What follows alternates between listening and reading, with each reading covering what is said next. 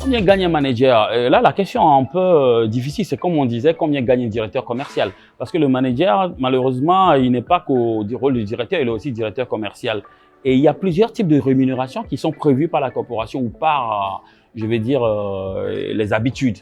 Parce que ailleurs, c'est défini par la loi. Mais chez nous, en Afrique et chez les anglo-saxons, c'est libre. C'est du business. Donc, ce qui se passe conventionnellement dans la pratique, un manager en Afrique francophone a payé autour de 20%. 20% sur le cachet de l'artiste, sur toute rémunération de l'artiste. Attention, ce n'est pas seulement quand il va chanter ou autre chose, toute rémunération. Ça passe par la vente de disques. Aujourd'hui, on ne vend plus trop le disque, mais c'est en streaming. Ça passe par les spectacles, ça passe par les publicités. En fait, bref, tout revenu de l'artiste est appliqué les 20% qui reviennent au manager. Ça, c'est la moyenne. Maintenant, par rapport aux ventes d'albums ou de vente d'édition de ses œuvres sur le plan digital ou sur le plan physique, cela dépend. Ça dépend du contrat que l'artiste et le manager ont avec la maison de production ou pas. Sinon, c'est la maison de production normalement qui s'occupe en fait de ces entrées-là. La monétisation, le streaming des œuvres de l'artiste, cela rentre normalement dans le compte de la production de l'artiste.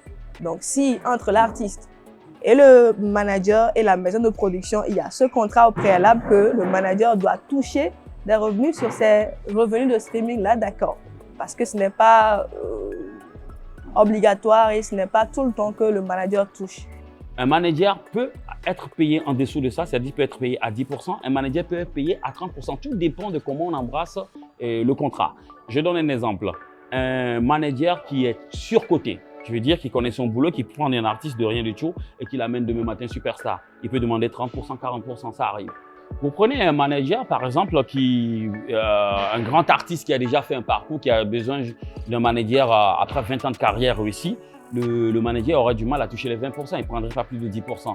Donc, ça varie en fonction des négociations, des rapports de force. C'est un rapport commercial. Donc, plus je t'apporte, plus je demande, moins je t'apporte, moins je demande. Et il existe des cas exceptionnels où on peut trouver un manager qui est salarié.